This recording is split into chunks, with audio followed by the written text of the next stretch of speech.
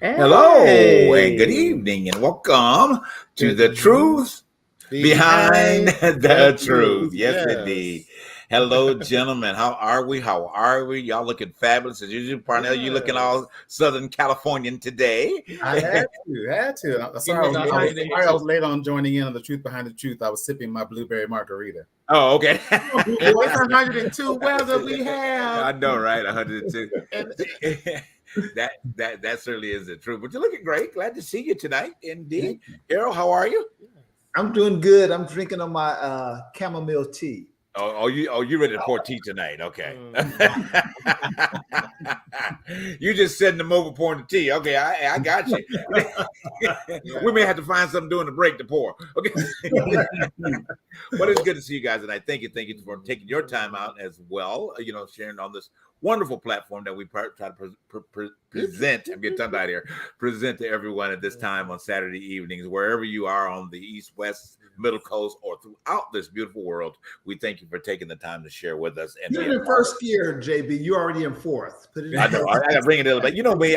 Once I get there, I'm like, got to get it in. That's actually is that Midwestern trait. Because we feel like we got to get it all in, and we only got 1 minute. Got to get it all in at the same time. But anyway, so guys, thank you again for tuning in and being a part of us tonight. We also want to remind you to support us. Please. We need your support financially. Okay. You can go to our platforms with that. We are available on Cash App at TTBTT Show on Cash App. And we are also on Venmo, The Truth Behind the Truth on Venmo. So any one of those platforms you choose, we'll take the money. And very gladly do that. But again, thank you so much. We have a wonderful, wonderful, powerful show tonight for you. Our wonderful brother is back with us tonight. Man. Yes. So excited to have him back tonight, Mr. Yes. Sampson McCormick. Hey, I'm telling you, probably the next best thing better than Richard Pryor was, okay? Yes. I mean, this brother is just funny. Okay, so we're looking forward to getting a little jubilee time tonight and hear what he has to spin on the news factor with his little spin and making it funny. All right, or serious or funny, however he decides to do it. But we're so glad to have him back with us tonight. All right, let's go ahead and dig in. Y'all told me y'all well, and all. Harold's pouring tea. Parnell's ready for the beach. So I don't know what we ready for. I'm ready to cozy on in. Okay, all It's right. been a long day. Yeah. Well, we can get into that, but later on. It's in my right now. hood. Not right now. Okay, got you. Harold, I know you had something on your heart that we're going to go ahead and get into the topic today. You had a couple things on your heart you want to talk about. I know that you kind of mentioned to me. You want to start with those real quick? Yeah. Well, the first thing was Carly Russell. The the young lady in Alabama that yes. This just happened on 2 days ago on the 13th. Yes.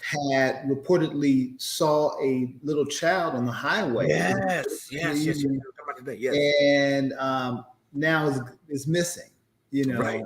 And it's really unfortunate because I didn't realize how heavy human trafficking is in Alabama as well, but all over the country. I don't watch TV and all these. And my son was telling me about these documentaries where that is a thing where these human traffickers will use kids to lure people. So that's what it was. Okay. Yeah, because she was driving on the highway. Right. She saw a little kid pulled over. Called the police. And told them that there was a little child that I think she said the child looked to be about 3 or 4. Right. And then she called her cousin. Right. And while she was on the phone with her cousin, she went to approach the child, and the last thing her cousin heard was her screaming, hollering. Wow. Yeah. Wow. And so it's just like, everyone is sharing, her pictures and, just trying to get the word out. But this human trafficking, and apparently it's not getting a lot of regular media attention. So it's really incumbent upon us to get the word out, spread the word. Well, our producer Charles, he did a film actually called Safe Harbor. Okay, and you guys, I think it's on YouTube. Maybe he can put it up on the banner if he gets a chance tonight. And I did the voiceover for him on that particular. It was about human trafficking that he did. We did that probably. Oh man. probably at least about 6 years ago. I'm thinking, that he did a film presentation on it. It went very well. So, Charles, I know you're in the booth, but if you have a chance to put it up, maybe on where it is on YouTube, they can find it. But I encourage everybody definitely to check that out. What's about human trafficking? I think it was kind of dealing with more the teens and younger children that it was going against. But thank you for bringing it up, Harold. I mean, yeah, I did see it. I saw it too. Yeah, I know it wasn't part of what we were originally talking about, but I know you messaged me about let's bring that to a point tonight. It's definitely one and worth it. If you know anybody, ladies or gentlemen, protect your people. You know what I mean? Saying that you protect me. Call ladies if you're out by yourself. Make sure you keep people on the cell phone. Make sure let people know where you are. Okay, at all times. I mean, I know y'all like to go to the club and get it on, but they'll pick you up right from that club. Yeah, in a heartbeat. Okay, I work in Hollywood. I see it. Yes, and I experience when they run to the store and they scream for 911. But one thing I also want to put out there: do not get out your car if you see anything that is just really. Just suspicious because that's when all hells break loose. It's when you leave that car. Right. Stay in your car. Yes. Call 911 until somebody comes and see about the situation. Do not get out your car. Yes. And I hate to say there was a child for a child, right? But the fact is, things happen. So just be very cautious of what how you go about doing these types of situations. Mm-hmm. Right. Do you have something you wanted to bring up today as well before we dig into our topics? I think. You didn't? Okay, just want to make sure. Well, let's talk about our girl Janet. Yes. Y'all, that girl. Yes. Really, I did not know this tour wrapped up so much money, and it eclipsed her last tour. Yes. Well, not some tours back. Well, the Rhythm Nation tour. The Rhythm Nation tour, but the All For You tour. Right. Wow. Yeah. Almost $55 million in 37 cities. She cleared herself. Okay. Right. Come on, Janet. She ain't owe nobody out of it, okay? She should have paid everybody, all right? Get your check, go home. The rest is mine. Right. But I'm so happy for her, And the thing that's so great about it, I'm glad you brought it up. The thing that is that this was out without a current album or in the potential of releasing another album. Right. So that lets you know that how her popularity or communities are really starving for her type of artistry. It was she got that staying power. Jenny got that staying power. You know what I'm saying? She didn't take her clothes off. She ain't had to strip but next. She didn't have to twerk. She had to. Well, it ain't about if she had to. It'd be if she wanted to. Come on now. She have the ABC to do so. But here's the thing: in my position, she took the stand of a 56-year-old woman. She's not ain't gonna do it. Okay. But you know what? Even with the complaints, there were critics out there that were saying that she didn't go full throttle with with the productions and with everything that and the music where she took a risk. She performed music that weren't all of her hits. Mm-hmm. They were all music that came off of albums that were not after I think the Super Bowl situation. She did some cuts from Demita Joe and 20YO and all that, but they weren't all hits. So it kind of it really, I think for her, I think it confirmed to her that I still have people who still are supporting me and appreciating my artistry, and I think that's wonderful. Right now, for others who are following in her footsteps, watch and learn. Yeah, she didn't have high heels on, and her body was covered this time. Mm-hmm. So hey, for those who are showing areolas, get on board. You can make some money. This is what I love about Janet is that this was on again a tour for the true fans. Right. The fans who have been with her from when this was the moves Janet had. Right. And it was also that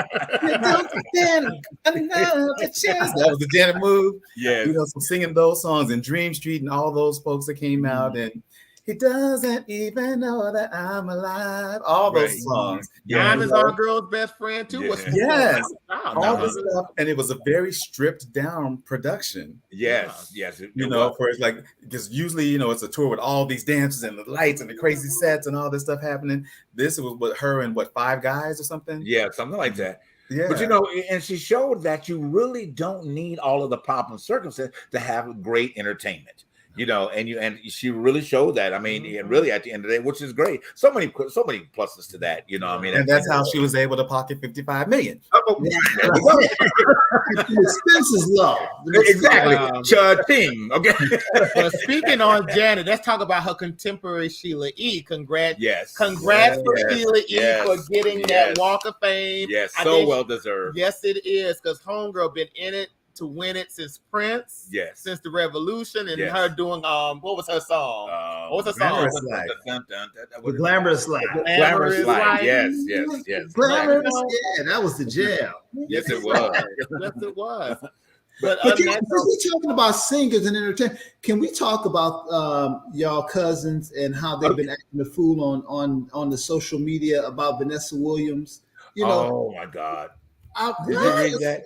I don't know what they expect a 60-year-old person to look like, but why would you put those types of comments, even if you had those thoughts? Why would you say something like that in somebody's comments? I mean, this is why folks be going out getting those dangerous surgeries just because of this kind of toxicity towards folks just getting older. It's like.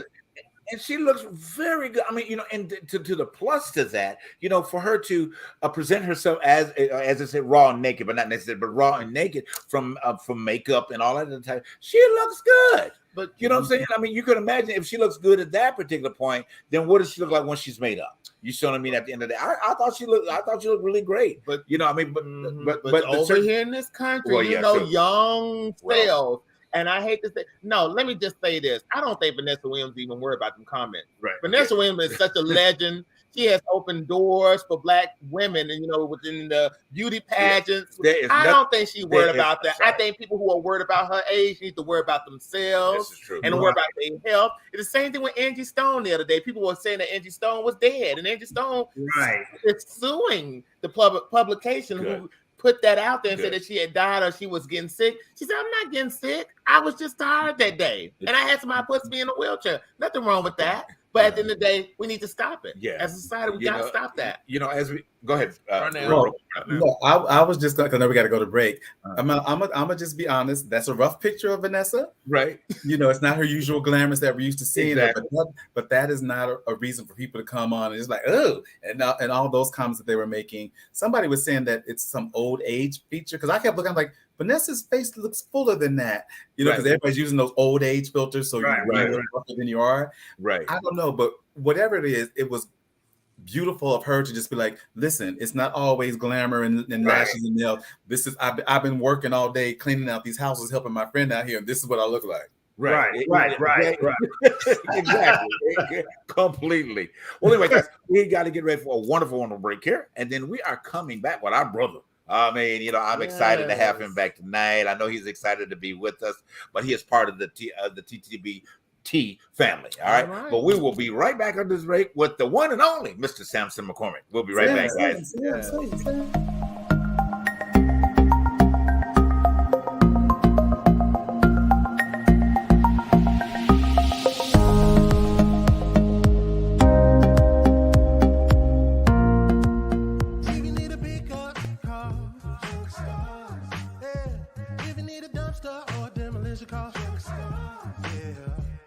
Call 844-55-STARZ. It's Junk Stars, baby. Hey, my name is Thurston, and here I have my CEO, son Langston. We specialize in junk removal, dumpster rental, and demolition. So if you need junk removed, call Junk Stars. You need dumpster rentals? Call Junk Stars.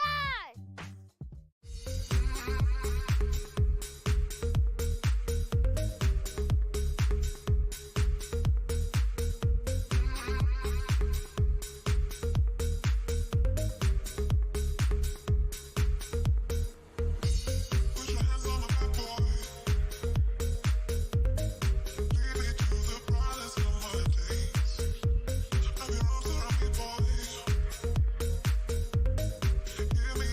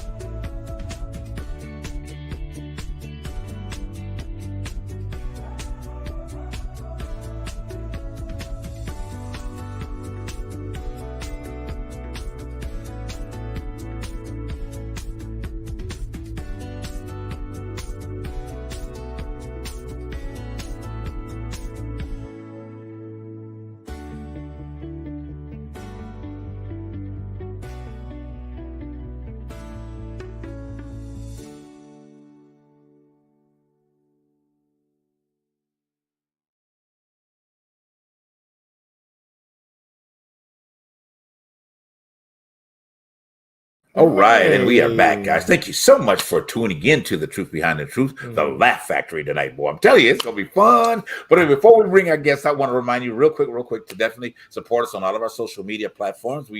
Wherever you're watching tonight, if you're on Facebook, YouTube, or Twitter, please make sure you like and share from those platforms so that others can be a part of this wonderful thing that we've got going on. And also want to remind you to definitely to support, all right? Support us by our Cash App, TTBTT Show, and on Venmo, it is The Truth Behind the Truth from that platform, all right?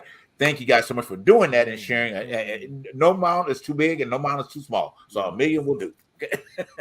But anyway, let's get ready to dig into some great tonight. This brother is such a wonderful talent that's out here banging the concrete. I'm telling you guys, this man's all over the place. You know, if you're not following him on Twitter, if you're not following him on Instagram, do all of those platforms. Okay, keep up with him.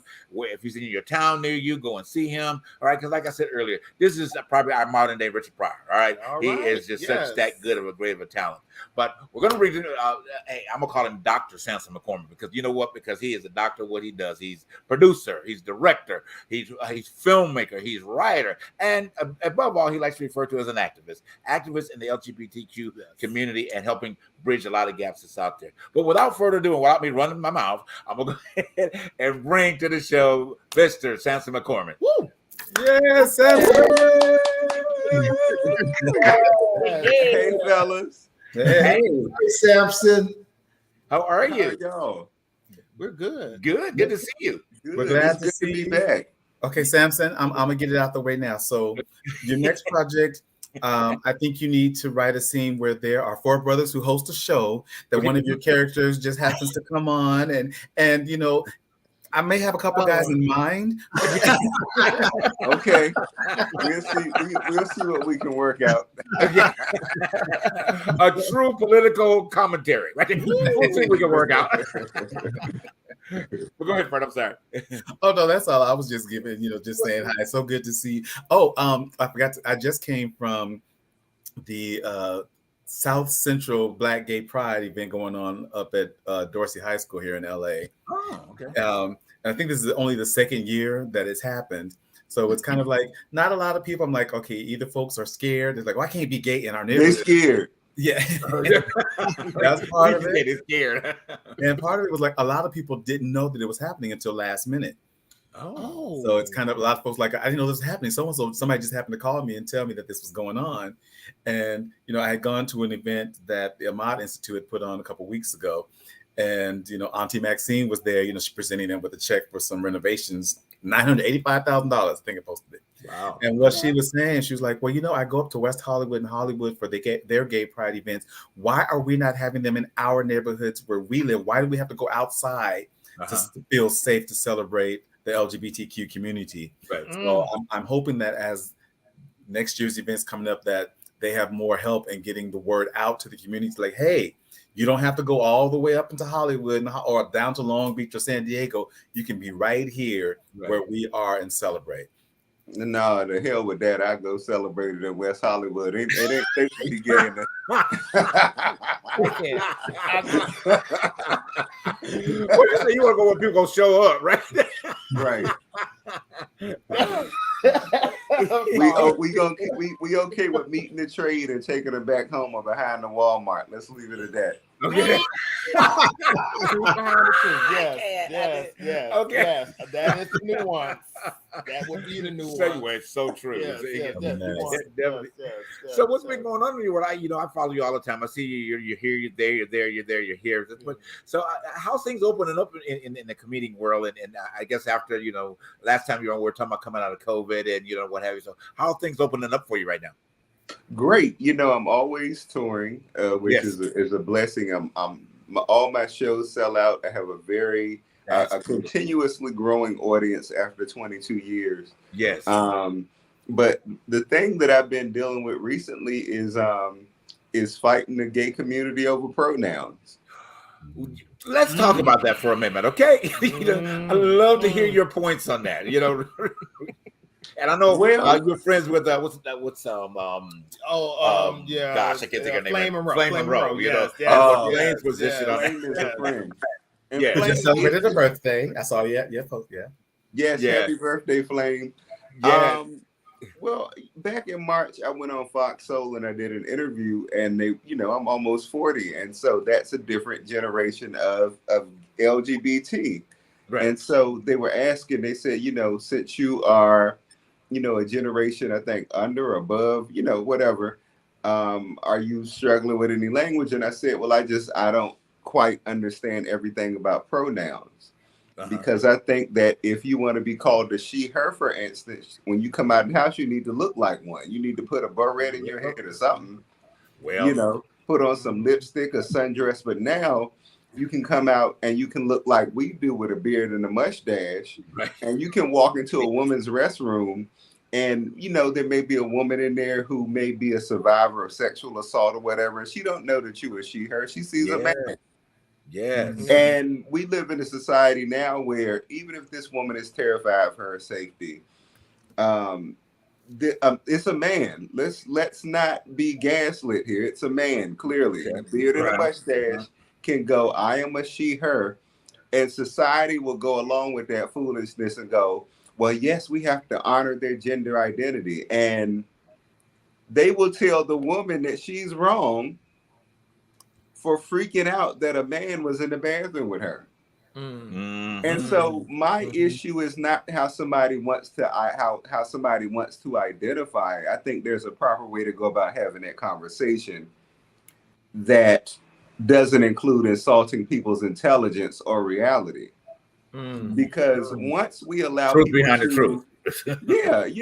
Once we allow people to tell us that you can have a full beard and a mustache and a penis and call yourself a woman, they can then take anything else that exists in society and make us accept it as true, even if it's not. And that is dangerous. Right. Yeah. That's true. Yeah, that's true. Slow, because people can start saying, well, I'm a kid and you're 50 years old. Sleeping with other kids. Right.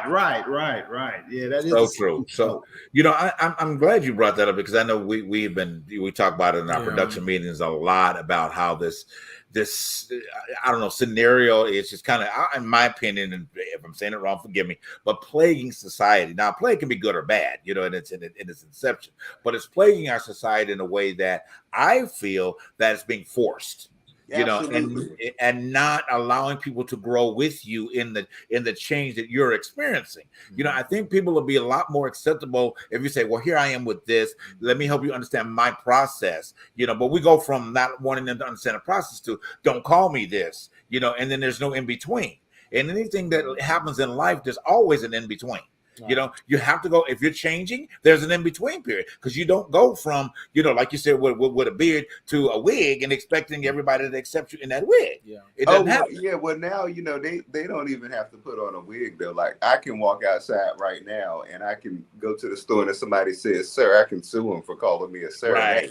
That right there is not identity politics or anything. That is insanity. And we need to call it what it is. I was just having, matter of fact, I'm not sure you got that. I had a conversation just a few minutes ago with some Latino people that were in my store, a few minutes ago. We this kind of conversation kind of weaved into it because they're Catholic, they're conservative, they're probably, I don't know, late 60s, middle 60s, whatever, but they're open to trying to understand what the changes is going on in society. So we were having a conversation about it, right?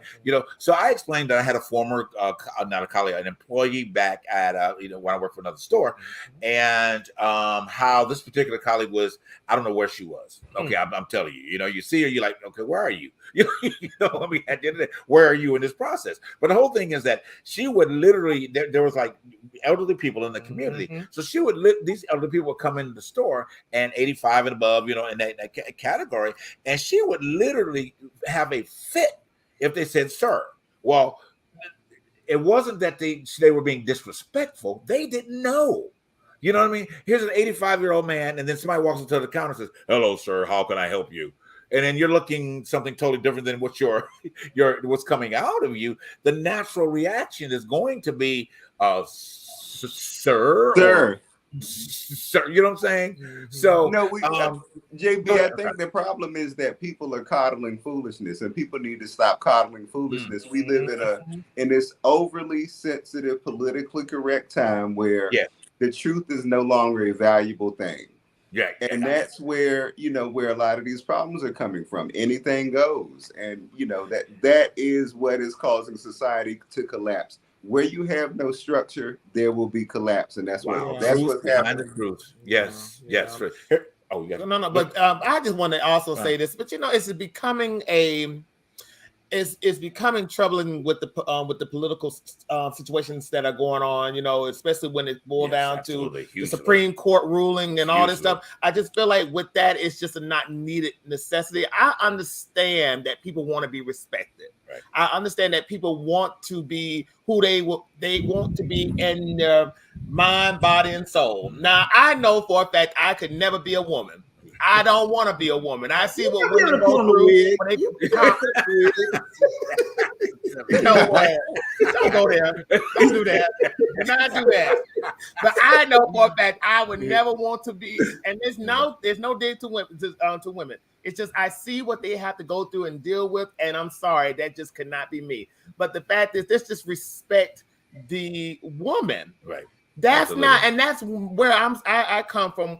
Stand on with this, because I think that the respect for women, when it boils down to what they give life, they do what they have to do. There is a nuance in femininity that is being a commodity right now. Absolutely. And if I just feel like in situations where you want to be this particular sex, you got to understand there's a reason why people are in their feelings when you're saying, well, I'm a woman too. Right. When you have not had that journey of womanhood, because there's a nuance to manhood that women don't understand. But that's just where I stand on. Just have that little respect for that, and let's just keep it moving. Absolutely. Because I feel like that's where the line should be crossed. You just cannot say I'm a woman without understanding there is a nuance there. It's a full process. It's a full process. Carol, go ahead. No, I was just going to ask you. I saw that you're part of a new documentary that's coming out, The Truth Be Told. Yes. Woo! Tell us about that. Oh, I'm so excited. So basically, it highlights the ongoing conversation between the Black LGBTQ community and the Black church and Black media. And so it I think one of the biggest issues that exists, which is why platforms like The Truth Behind the Truth is so important, because people who live the experiences need to be sharing them directly, saying this is what the reality is. One of the most harmful things to minorities, and I think our interactions as humans in general, is that the mainstream media, which doesn't care about how we interact and how we get along with each other, because they thrive on chaos. Yes. And so that documentary really allows some important conversations to occur between the Black community and the Black LGBTQ community. I think, right now we are at a time where our community is more open than they've ever been to understanding Black LGBT people. Yes. But two things are happening. Number one, this pronouns thing, and not handling it in a way where everybody is really heard and respected, and ideas that don't make sense are forced on the people. Yes. But again, I think that comes from the white gay community. Those are, and Dave Chappelle said that 2 years ago on The Closer, and everybody jumped down his throat. But this is exactly what he was talking about. Wow. And then the mainstream media, which creates narratives because they want to control how we think about each other, how we think about ourselves. And, that documentary kind of gets in and sets the record straight on a lot of those things in the Black community. Beautiful. Partner, good. I was going to say, because I know that it's very interesting what's going on in our faith community right now with the pastors doing the apology tour. Yes. With just how the church is being there for Black people. And then I forget his name. Jamal Bryant. Yes. Going in and just like, we owe the LGBT community an apology. It's because here we are, we're supposed to be this uplifting, supportive organization, yet we have been using our beliefs to beat people down and make them feel less than. Right. And of course, there are always those people who want to, because they want to hold on to their beliefs and their prejudices and don't want to open and grow. And I think that is our challenge when it comes to the pronoun thing. There's a whole thing of like, yes, I want to open and grow, but I also want to call, like Sampson was saying, like if you walk out with the full beard and chest hair and all that good stuff, but then expect me to know that you identify as she, you meet me halfway. Meet me halfway, at least make the effort, which is a different thing from our non-binary brothers and sisters who is just like going, because you're non-binary, you don't have to dress like Pat from Saturday Night Live, with the indeterminate gender. You know what I'm saying? It's like you can still present as male, but be like, I'm really non-binary, or present as female and be like, well, yeah, I wear these clothes because I like this, but I don't identify as she. Right. And that's a lot to wrap your head around. Right. Yeah, but it's like that's too much. They just need to wear all white. That's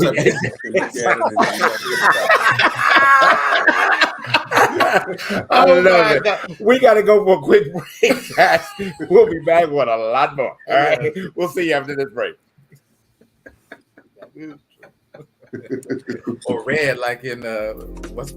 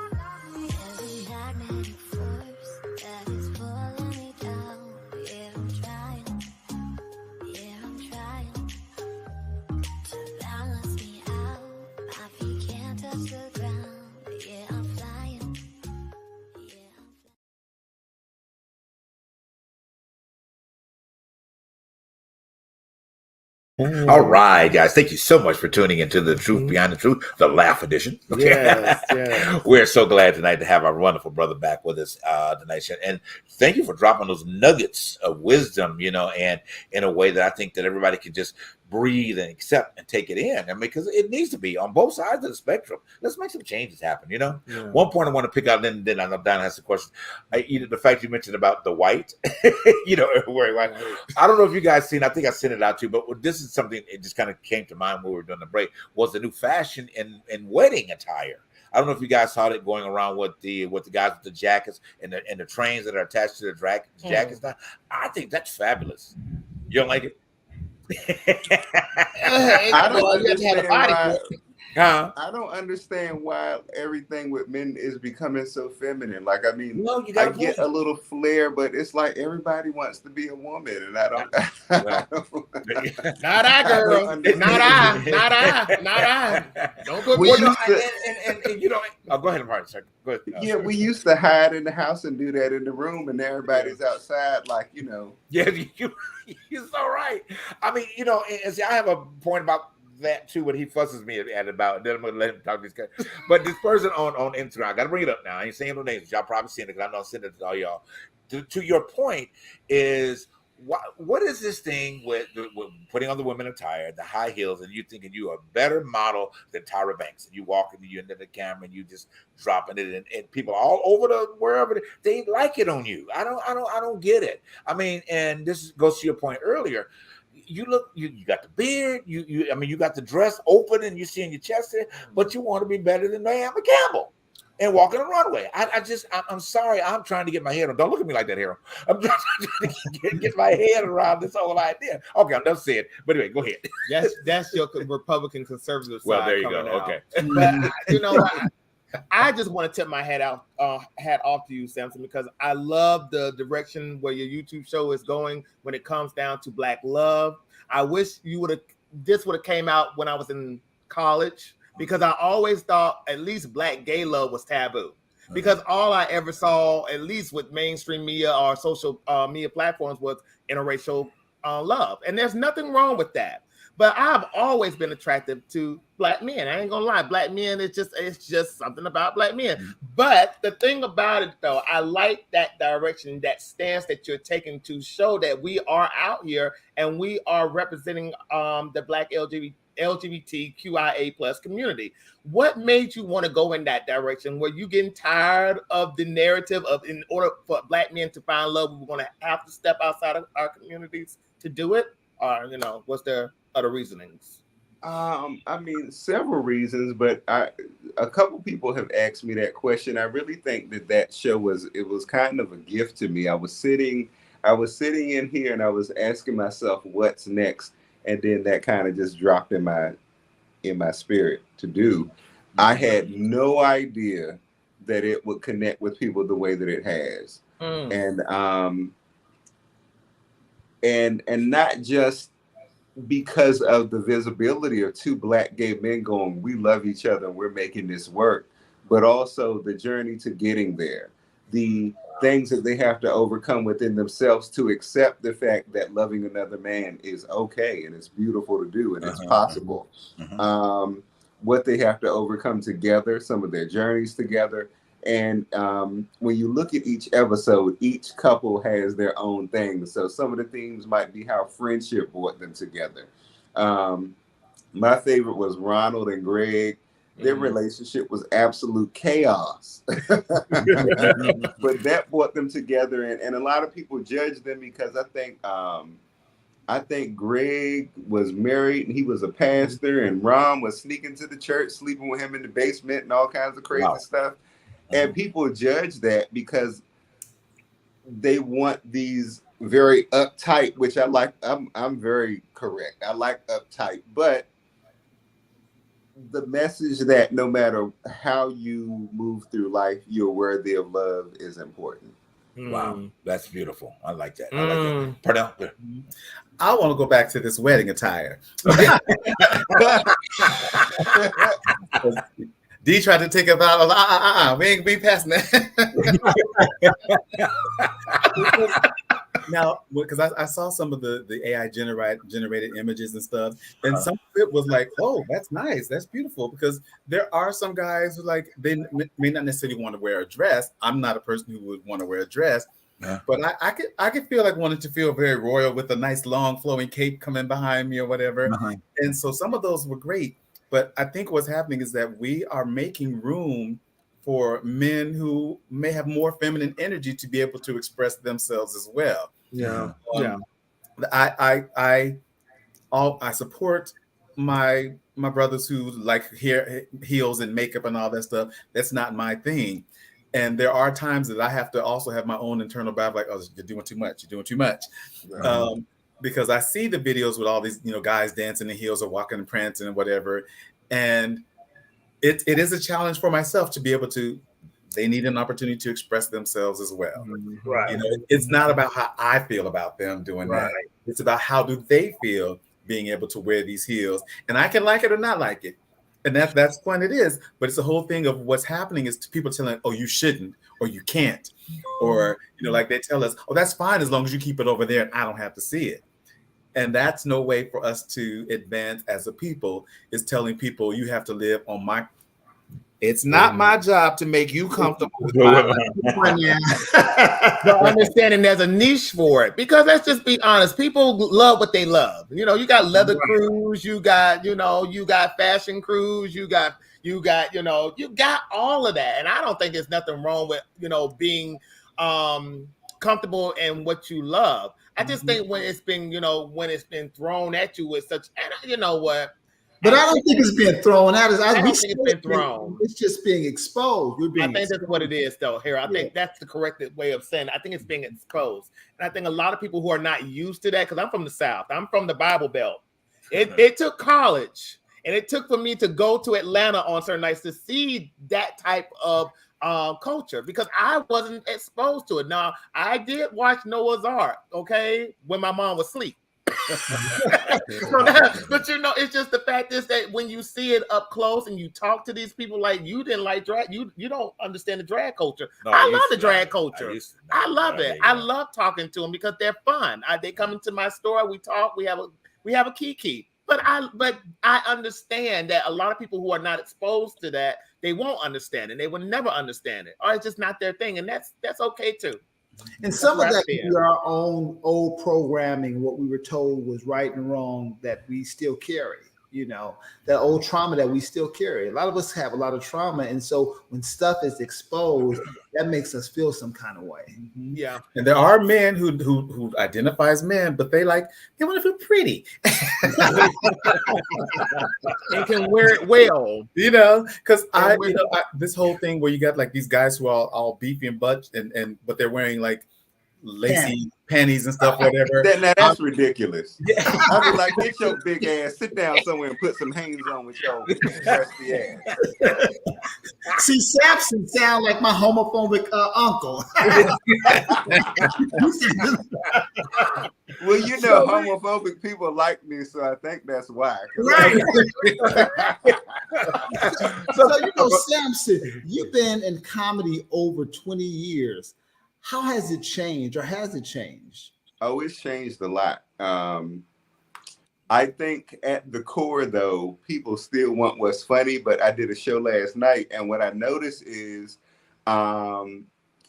people feel a lot safer laughing at things that are not funny. And I study, comedy is just not a study of the art, it's a study of society and just all culture. And it really is bigger than just telling jokes.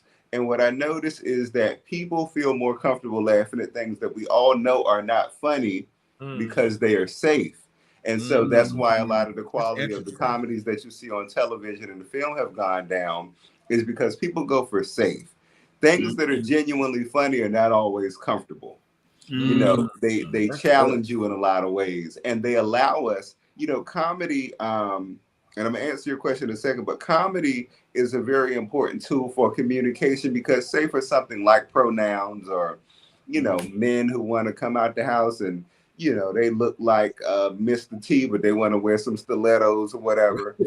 Comedy allows us to acknowledge how absurd we think it is. But if we can laugh at it together, we can be honest. But it kind of makes that conversation a lot easier to have. And it also, comedy is also very inclusive. But we have come to a point now where people have become so overly sensitive. They're scared to offend somebody. They're scared to think independently. And so comedy challenges all of that. And when you're in there, instead of people laughing out loud, they will cover their mouth like this, and they'll look around, and they'll bend over in the seat and stuff like that, as opposed to laughing out loud, which is why I love coming to the hood to do comedy, because that's where real comedy still is. Black people after 11 p.m., they really don't give a damn. They want to hear the real shit. They don't want to hear no politically correct. Just go over there and say what you need to say. And we come from a different cloth. I don't think to be honest with you, I was telling somebody in the store, I went to an HBCU, and what I've learned on those camps, at least at Alabama State, was the Black experience. Ain't nothing pretty that's gonna come up out of our mouths. Nope. Nothing pretty. And I think, to be honest with you, sensitivity to us is, I don't know if it's called weakness, but it's different. It's different. If you disrespect me, it kind of doesn't faze me as it would my Caucasian brother and sister, because they don't know how to take that. Right. I take it or better. Younger. Oh yeah, white people, they hate, especially when you call a white woman a cunt. Oh, that's like throwing water. Wow, throwing water on a witch. Hey, you call me a cunt. Oh, they hate that. You know, the bass in your voice would intimidate them. Yeah, right. Yeah. so looking at, and then we'll probably have to go to the break and dig into this a little bit. After. Yeah. So comedy on the political front. How in your audience base? What deposits that you are able to, through your comedy, that happens on the political front that they walk away with? Maybe we get a minute of that and then we'll go to break real quick. But so comedy on the political front. So how do you take on that challenge? Oh, okay. So that all that stuff is changing because of how society is looking at things and things like that. So what I'm finding is my audience is expanding now. Okay. I always wanted to have a big gay audience, but they never showed up. And so, the lesbians have showed up, everybody else, but I wanted gay men to show up for me. They never did. And so I had to kind of adapt my thinking to how everybody else is. And so I think, because the world has become more inclusive of LGBT and Black people want to hear those perspectives. They're starting to come. And I'm not just shoving gay rights down their throat. I'm still making sense. And so it's allowing the audience to expand. Ironically, again, a lot of the gays they be on Twitter trying to drag me, but they don't know that turns me on a little bit.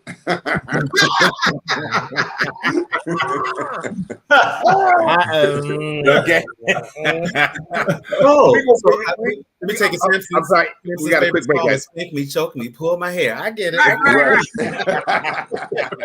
We got to go to a quick break. We'll be right back. But we want to finish your point from what you're talking about. Then when we come back, we'll be right back, guys. Spank me.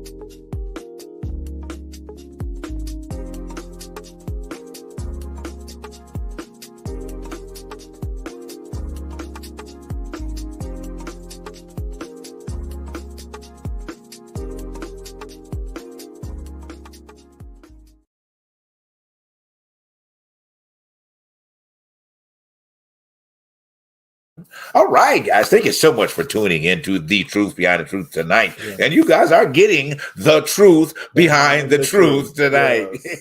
Again, I want to thank you. Also want to remind you definitely to support us on our social media basis as well as your financial support. Yeah. The million I talked about early is somebody, I'm still waiting for somebody to do it. Okay. So we are on Cash App, TTBTT Show, and on Venmo as The Truth Behind the Truth. All right. So let's go and finish digging in to our wonderful brother tonight. You were making a point, something I know we had to cut off for the break. You want to pick it up from there? Yes, I got to shout out Parnell. Parnell, we appreciate your talent. I don't think we say that enough. We really do. We really do, Parnell. Yes. But yeah, I think two of the most harmful things that exist in how we communicate as Black people and Black gay people. Number one, Black people become very threatened by people who think independently. Oh my gosh. Can you say that again for the people in the back of the house? Okay. Black people get threatened by Black people who think independently. They if you counter something that Black people have always repeated because they heard somebody else said it, they never have experimented for themselves. They've never created their own hypothesis or own approach to trying to figure out what it is. They immediately accuse you of talking. I have been called coons for the past 6 months. Wow. Because I have just now I think I just now publicly have started saying things that I always have thought. And and if you really have followed my career at all, I've always said it on stage, but I think when you got to read it on Twitter, like there's a difference reading it versus hearing somebody say it. And it really is true. It's not what you say, it's how you say it. A person what are some of the things that they're kind of bringing back to your attention? I guess what you're saying. What are some of those things?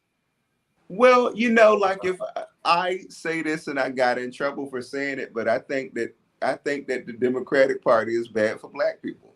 Oh yeah, okay, okay. And if you say that, they automatically go, well, white people, they try to scare you into thinking in a way that has not helped us at all in the last, how long have we been here? Right, 200 years. Yeah. And so you tell them, I think we need to examine how we approach politics, and they go, oh, look at you, it's 8 o'clock in the morning and you working for that. We're not on the plantation no more. We ain't the closest we ever came to that was going down to the Target getting a shirt. Right. Okay. I have to give it up to the Republicans. They have the best PR team. They know how to, and I'm saying that because they know how to repeat the narrative and repeat certain things that they know they are fighting for. I think with the Democrats, to be honest with you, and this has been my issue with the Democratic Party, is the fact that we understand that y'all are working for the people, but the way you're going, well, maybe, because you do got those who've been in there for so long, you be thinking, who's paying your rent or who's paying your bills? But I'm just saying. But the thing about it is, I feel like with the Democratic Party, I think they mean well, but I feel like they are not always going about selling their stuff the right way. And I think if you're going to do an Asian hate bill or any type of hate bill, make it clear across the board. Everybody needs a hate damn bill. I'm just saying. It's just I feel like sections. Yes, I just don't. I think, to be honest with you, they have to do better with the way they push their agendas out, because the Republicans are killing them in that.